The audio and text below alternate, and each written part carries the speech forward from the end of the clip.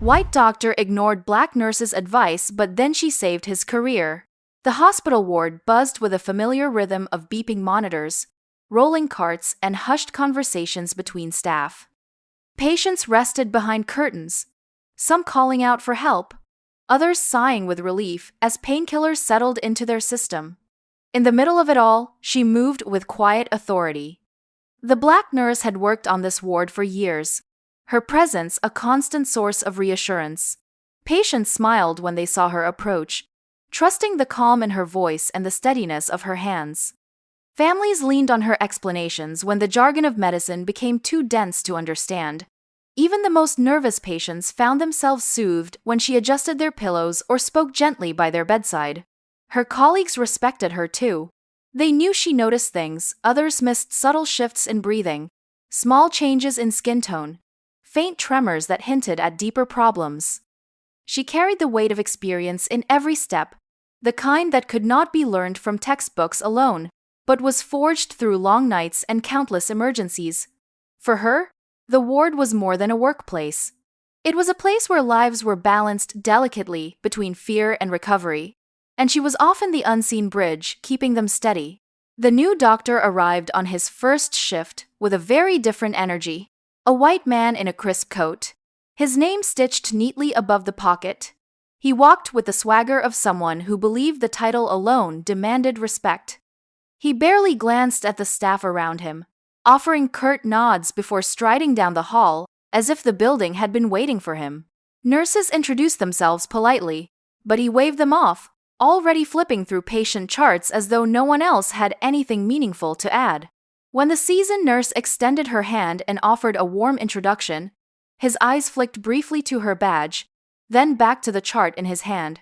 His handshake was perfunctory, his smile tight and fleeting. "Good," he said briskly. "I'm sure you know how things run here. Just keep me informed." The words carried dismissal more than collaboration. To him, her years of knowledge were little more than background noise. As the shift wore on, the difference in their approaches became clearer. She moved from patient to patient, noting small details, answering questions, and updating charts with meticulous care. He followed behind with clipped assessments, cutting off explanations she offered about patients' histories. When she suggested that one patient's blood pressure fluctuations might signal an underlying issue, he raised a hand to silence her mid-sentence, brushing it off as overthinking. Other staff exchanged glances, recognizing the arrogance, but no one spoke against him. Still, she did not waver. She continued her rounds with quiet grace, speaking to patients with the same care as always, taking notes with precision. She knew that arrogance in a hospital was dangerous, that pride could cost lives, and though his dismissal stung, she remained steady. Her focus never shifted from what mattered most: the patients. In the eyes of those who trusted her, she was not lesser, no matter how casually the new doctor tried to make her feel that way. The ward was calm in the way hospitals sometimes are, the hum of machines steady, footsteps measured, voices low but purposeful. A patient had been admitted earlier with what seemed like a manageable condition, nothing that demanded alarms or rushing gurneys.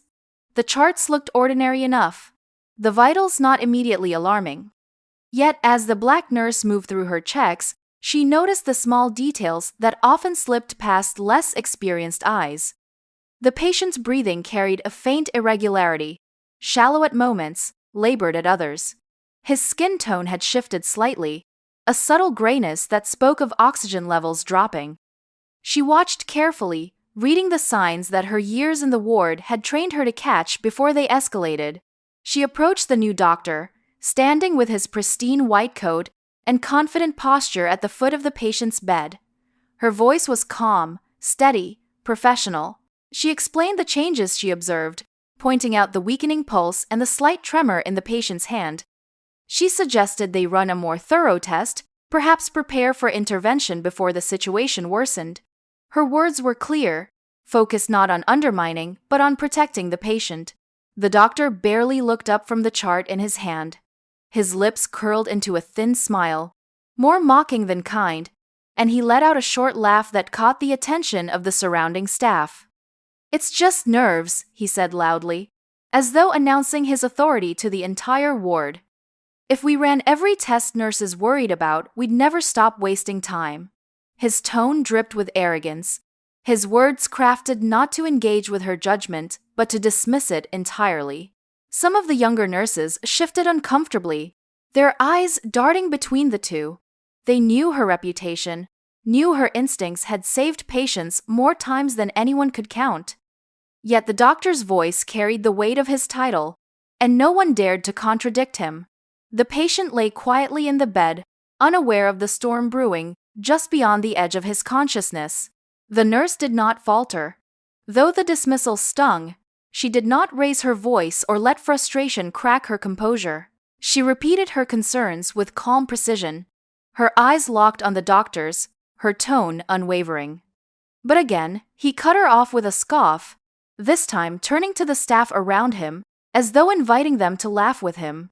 "This is why doctors lead and nurses follow," he said, shaking his head. The words echoed like an insult meant to settle the hierarchy once and for all. The room was thick with silence after his mockery, but she did not allow it to deter her. She finished her notes, adjusted the patient's monitor, and stayed close by, watchful, ready. Inside, she carried a certainty that the signs were real, that something dangerous was forming beneath the surface. She knew time would reveal the truth, and when it did, the arrogance now filling the ward would crumble against the quiet strength of her professionalism. The air in the ward thickened with unease as the hours passed. The patient who had seemed stable earlier began to shift beneath the sheets, his breathing uneven, each inhale shorter than the one before. The monitors that once displayed steady readings now flickered with warning signs, numbers edging out of safe ranges. The nurse who had noticed the early symptoms was not surprised. She had been watching closely, her experienced eyes catching the smallest changes, and now the decline unfolded exactly as she had warned. The staff around the bed grew tense. Nurses who had heard the earlier exchange between her and the doctor exchanged glances, their worry unspoken but visible in their furrowed brows and the way their hands hovered, waiting. They knew she had been right, but no one dared to say it aloud. The doctor stood at the foot of the bed, his confident posture collapsing as the reality of the situation dawned on him. He flipped through the chart, barked vague orders, then hesitated, uncertainty betraying him. His voice, once so commanding, now cracked as he scrambled to find an explanation that fit the rapidly worsening condition. Alarms began to sound, the shrill beeping of monitors demanding immediate action. The patient's skin grew paler, sweat glistening on his forehead. Family members outside the curtain pressed forward, their voices trembling as they asked what was happening. The younger staff members shifted nervously, waiting for guidance, but the doctor's movements were clumsy, his instructions contradictory. His earlier arrogance had left him blind, and now his pride was unraveling in front of everyone. Through it all, the black nurse remained steady. Her hands moved with practiced certainty, adjusting monitors, checking vitals, preparing equipment that she knew would soon be needed. She did not raise her voice or gloat. There was no need. The truth was unfolding before every eye in the room. She spoke in a calm tone, directing her colleagues quietly, offering the stability the doctor could not provide. Her years of experience guided her actions, each step purposeful, each movement precise. The staff looked at her more often than they looked at him now, their bodies leaning toward her confidence rather than his chaos. The contrast was undeniable. While he scrambled, she was composed. While he questioned, she acted. The authority he had tried to strip from her returned in the form of trust from everyone present. Even the patient, drifting in and out of consciousness, seemed to settle slightly when she adjusted his pillow and spoke reassuringly. The doctor's face was pale with panic, sweat forming at his temples. He knew, though he would never admit it aloud, that her warning had been right from the beginning. The staff knew it too, and though no one dared to confront him in that moment, the silence of their judgment was as loud as any accusation. The patient's life still hung in the balance, but the truth was clear. The arrogance that had dismissed her expertise had crumbled in the face of her quiet professionalism. She had been right, and everyone in that room would remember it. The tension in the ward had not fully eased since the last close call. The memory of the nurse's quiet accuracy lingered in the minds of the staff, though no one dared to speak it aloud. When another patient was admitted later that week, the atmosphere was heavy with caution. The man lay on the bed with symptoms that seemed straightforward at first. But the nurse, with her years of experience, noticed the patterns others overlooked. His fever climbed irregularly, his pulse fluttered, and his breathing had a hidden strain. She had seen these signs before, knew they pointed to a deeper complication waiting to unravel. She approached the doctor with her usual professionalism, outlining her observations with clarity. Her tone was measured, her words precise. She suggested a careful course of action, more tests, closer monitoring, a slower hand before making decisions that might endanger the patient.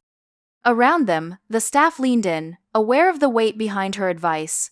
They remembered how her warnings had proved true before, and their eyes carried an unspoken respect for her judgment. But the doctor, still bruised by the memory of his earlier mistake, stiffened immediately. His pride could not bear another reminder that he had been wrong, and the fact that it was the nurse who had exposed his weakness made the sting sharper. His face tightened, and his voice rose, slicing through the ward with irritation. "You don't make the calls here," he snapped, his words loud enough for everyone to hear. "You're here to follow instructions, not question them." The silence that followed was heavy. The younger nurses looked away, their eyes fixed on charts or monitors, unwilling to meet hers but also unwilling to look at him. They knew his words were cruel, knew they dismissed wisdom that could not be denied, but fear held their tongues. The nurse stood steady, her hands folded calmly at her side. She did not flinch, did not let his condescension pierce the dignity she carried. He pressed further, belittling her in front of the team. He scoffed about her, overreacting, mocking her careful eye as unnecessary worry. Each word he spoke was fueled less by medical certainty and more by desperation to reassert authority. His arrogance grew louder, filling the space where humility should have been. The staff shifted uneasily, torn between the truth they recognized in her composure and the authority that weighed down his every order. The nurse, however, did not argue. She repeated her concerns one final time, her voice calm and unwavering. Then she returned to the patient, adjusting the monitors, checking vitals, doing her work with the same attentiveness she always carried. Her restraint was more powerful than any heated reply could have been. The doctor's words might have silenced the room, but they could not silence the truth. And though the rest of the team stood frozen in uneasy silence, they saw clearly which one of them truly commanded respect. The shift had been busy but steady, the kind of day when everyone moved quickly, yet with order, until one case unraveled the balance. The patient lay in the bed with tubes in place, monitors tracking every vital sign. At first, the numbers held steady, but then the alarms began. The sharp, shrill beeping filled the room, a sound that always slices through the air and raises every heartbeat around it. The patient's oxygen dropped suddenly, his chest heaving, his body trembling under the strain. The machines flashed warnings in bright red, the monitors echoing the urgency. Nurses rushed forward instinctively, pulling carts closer, preparing equipment, waiting for direction. All eyes turned to the doctor, the one meant to lead. But the scene froze when they saw his face. The man who had once spoken with confidence stood pale, his posture collapsing under the weight of the moment. His eyes darted across the room, from the monitor to the patient to the staff, searching for an answer that refused to come. His mouth opened, then closed again, words faltering as the alarms grew louder. His hands trembled slightly, shuffling through papers, flipping through the chart that no longer held any comfort. The chaos thickened. Family members outside the curtain cried out, voices trembling, begging for news. Nurses moved quickly, but their movements slowed each time they waited for his instructions. He gave one order, then contradicted it seconds later, his voice rising with panic. The confidence he once wore like armor had shattered, leaving him exposed in the worst possible moment. The patient's life hung in the balance, each second stretching longer, each alarm sharper. Sweat glistened on the doctor's forehead, his face drained of color. He reached for instruments with shaking hands, his breath coming fast, almost as frantic as the patient's own gasps for air. The room spun with motion, but no direction came.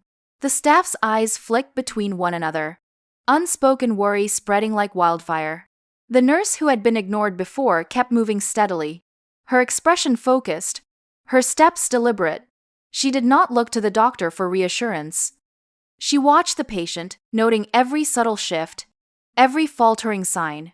Around her, the panic was thick, but inside her, clarity burned.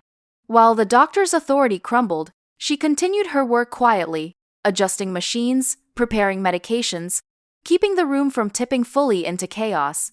The scene was no longer one of arrogant control, but of collapse. Everyone present felt it, the realization that the man they were trained to follow had lost his grip entirely. His title could not guide them now. His pale, panicked face told them more than any words could. He had made a critical mistake, and the cost of his pride was about to be paid in the most devastating way possible. The patient's breaths rattled weaker, the alarm screamed, and the entire room stood on the edge of disaster, waiting for someone steady enough to pull them back. The alarms still screamed, their shrill sound filling every corner of the ward. But she did not let the chaos shake her. Years of experience steadied her hands as she stepped forward, her calm presence cutting through the panic like a blade. Without waiting for permission, her voice rang out, clear and controlled, rising above the noise. She called for oxygen to be increased, for IV fluids to be prepared, for specific medications to be brought immediately. Her tone was not frantic but firm, carrying authority that silenced hesitation. The younger nurses moved at once, their relief visible. They had been waiting for someone to take charge, and now they had the leader they needed. Monitors were adjusted, tubes repositioned, and syringes filled. The patient's body still trembled with a fight for air. But slowly, beneath her direction, order replaced chaos. The doctor stood frozen for a moment, his pale face still marked by fear. He watched her work, his earlier arrogance crumbling as each of her calls proved necessary, each action stabilizing what his indecision had threatened to destroy. She did not look at him, did not waste a second on his pride. Her eyes were fixed on the patient, her mind sharp with the steps that had to be taken. She issued instructions with precision, and the staff followed her seamlessly, as though she had always been the true authority in the room. The alarm softened as numbers on the monitor began to shift back toward safety. The patient's chest rose with more steadiness, his oxygen levels climbing slowly but surely.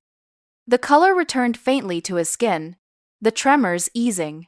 The once frantic energy of the room gave way to a focused calm, every staff member now tuned to her rhythm. She guided them through the storm with the confidence of someone who had seen it all before, someone who understood that panic could never save a life but clarity could. The doctor finally found his voice, but it was quieter now, stripped of its earlier certainty. He muttered instructions that repeated hers, trying to regain control, but the staff barely glanced at him. Their trust had shifted. They knew who had carried them through the worst of it. His authority had been undermined not by confrontation but by her composure and skill. When the patient's breathing steadied and the monitors displayed numbers within safe ranges, a hush settled over the room. The crisis had passed. The family outside the curtain let out audible sobs of relief, while inside, the team exchanged weary but grateful looks.